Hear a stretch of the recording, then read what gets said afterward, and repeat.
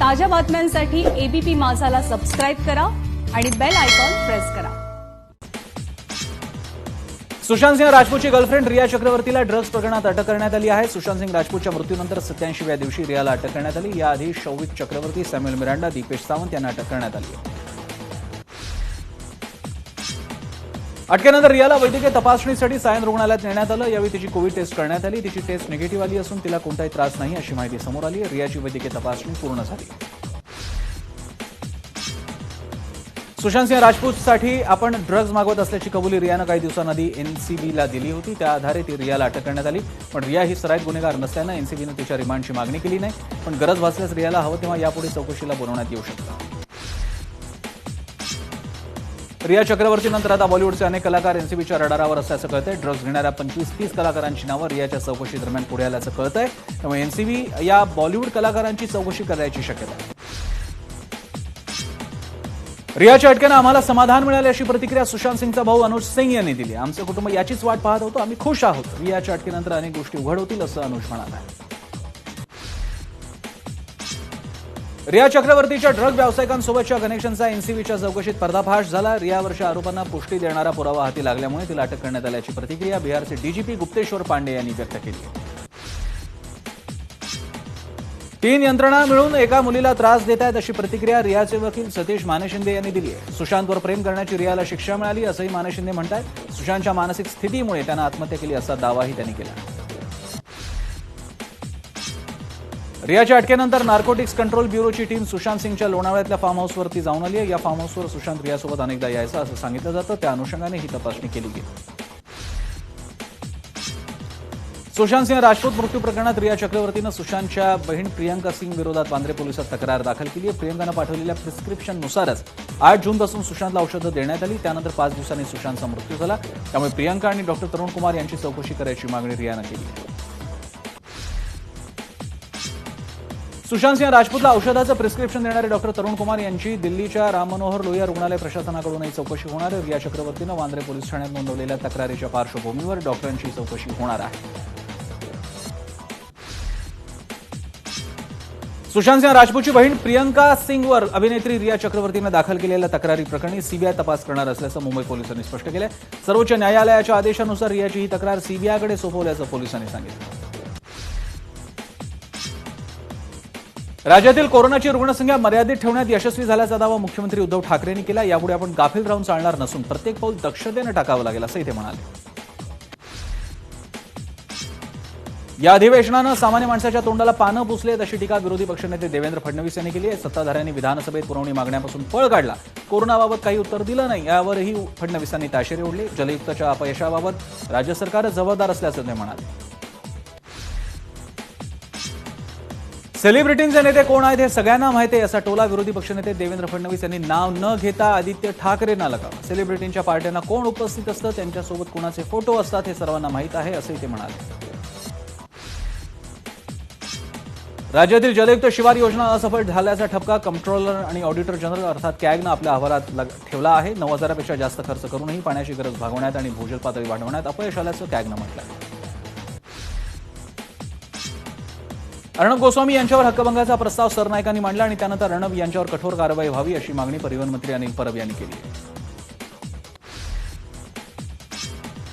विरोधी पक्षनेते देवेंद्र फडणवीस यांनी या प्रस्तावाला आक्षेप घेतला। यावेळी निर्माण झालेल्या गोंधळामुळे सभागृहाचं कामकाज आधी 10 मिनिटं आणि त्यानंतर अर्ध्या तासासाठी तहकूब करण्यात आलं। सुनील प्रभू यांनी अर्णब गोस्वामी विरोधात तक्रार केली अशी माहिती गृहमंत्री अनिल देशमुख यांनी केली आहे। अर्णबच्या स्टुडिओ इंटेरियरचं कामाचे पैसे अन्वय नाईक यांना दिले नाही म्हणून त्यांनी आत्महत्या केल्याचं त्यांच्या पत्नीनं तक्रार केली आहे अशी माहितीही अनिल देशमुखांनी दिली आहे।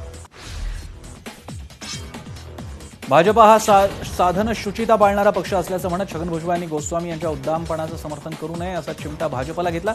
उद्धव ठाकरे आणि शरद पवार यांच्या विरोधात अवमानकारक वक्तव्य करण्याचा अधिकार गोस्वामी यांना कुणी दिला असा प्रश्नही त्यांनी उपस्थित केला।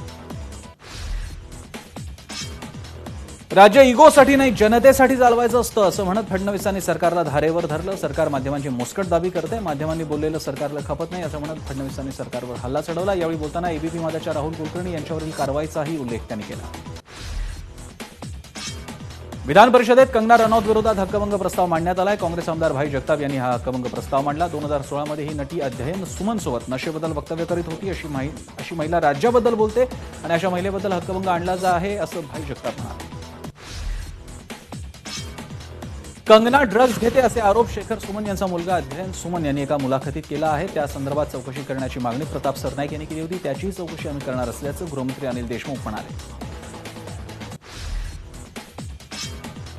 गृहमंत्री अनिल देशमुखांच्या वक्तव्यानंतर कंगनानं ट्विट करत यावर प्रत्युत्तर दिलं. माझी ड्रग टेस्ट करा, माझे कॉल रेकॉर्ड तपासा. तुम्हाला जर माझा कुठल्याही ड्रग व्यावसायिकाशी कनेक्शन सापडलं, संपर्क सापडला तर माझी चूक कबूल करून मी कायमची मुंबई सोडेन असं कंगनानं म्हटलं.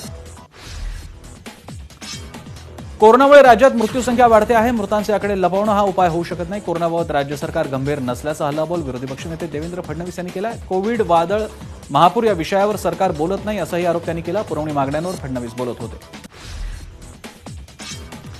कोरोना रोखण्यासाठी सरकारनं तातडीनं पावलं उचलली आहेत असं राजेश टोपेंनी विधानसभेत सांगितलं. प्रामाणिकपणे आणि पारदर्शकतेनं कोरोना उच्चाटनासाठी सरकारनं काम केल्याचं टोपे म्हणाले. फडणवीसांनी कोरोनावरून उपस्थित केलेल्या आरोपांना आरोग्यमंत्र्यांनी उत्तरं दिली. विधान परिषदेच्या उपसभापतीपदी शिवसेनेच्या उपनेत्या नीलम गोऱ्हे यांची एकमतानं निवड झाली. या निवडीनंतर मुख्यमंत्री उद्धव ठाकरे यांनी स्वतः नीलम गोऱ्हे यांना सभापती आसनापर्यंत नेलं. यानंतर मुख्यमंत्र्यांनी नीलम गोऱ्हे यांच्या आजवरील कार्याचा गौरव केला. विधान परिषदेतले विरोधी पक्षनेते प्रवीण दरेकर यांनी उपसभापती निवडणुकीला आक्षेप घेतला. या प्रकरणी भाजप प्रतोद सुरजित सिंग ठाकूर यांनी याविरोधात उच्च न्यायालयात याचिका दाखल केली. याबाबत कोर्टानं गुरुवारी सुनावणी ठेवली आहे. तोपर्यंत निवडणूक घेऊ नये अशी मागणी आहे.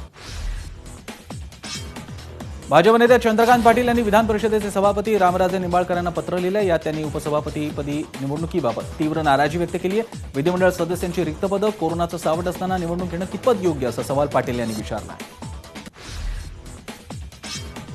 कंगना रनौतची उद्याची मुंबईवारी टळण्याची शक्यता आहे. कंगनाची पुन्हा एकदा कोरोना चाचणीची शक्यता आहे. आधीच्या चाचणीचा रिपोर्ट बरोबर न आल्यानं तिची पुन्हा चाचणी होणार आहे. कंगना राणावत आपल्या मनालीतल्या घरातून निघाली आहे. कंगना आज आपल्या मनालीच्या घरातून निघाली असून चंदीगडसाठी रवाना झाली. मात्र तिचं उद्यावरचं येणं कदाचित लांबणीवर पडू शकतं. कंगना रनौतच्या मुंबईतल्या खार जिमखाना इथल्या घराची मुंबई पोलिसांकडून पाहणी करण्यात आली. खार जिमखान्याजवळचं कंगनाचं घर भाडे कराराचं आहे. मनालीहून उद्या मुंबईत दाखल झाल्यानंतर कंगना खारच्या घरी जाण्याची शक्यता आहे. अभिनेत्री कंगना रनौतच्या मुंबईतल्या पाली हिल इथल्या कार्यालयाला मुंबई महापालिकेनं नोटीस बजावली. रहिवासी जागेचा कार्यालयीन वापर केल्याचा ठपका ठेवून मुंबई महापालिकेनं कलम 351 अंतर्गत कंगनाच्या कार्यालयाबाहेर नोटीस चिटकवली आहे. महापालिकेच्या अधिकाऱ्यांनी आपल्या अनुपस्थितीत कार्यालयात घुसखोरी केली, कर्मचाऱ्यांना धमकी दिली असा आरोप कंगनानं वकिलामार्फत केला. यावर कायद्यानुसार कारवाई करण्यात येईल. महापालिकेची कारवाई चुकीची असल्याचंही तिनं म्हटलंय. एल्गार परिषद प्रकरणी पुण्यातून कबीर कला मंचच्या 3 कलाकारांना अटक करण्यात आली. यात ज्योती जगताप, रमेश गायचोर आणि सागर गोरखे या 3 कलाकारांचा समावेश आहे. सागर आणि रमेशला काल तर ज्योतीला आज कोंढवा परिसरातून अटक झाली.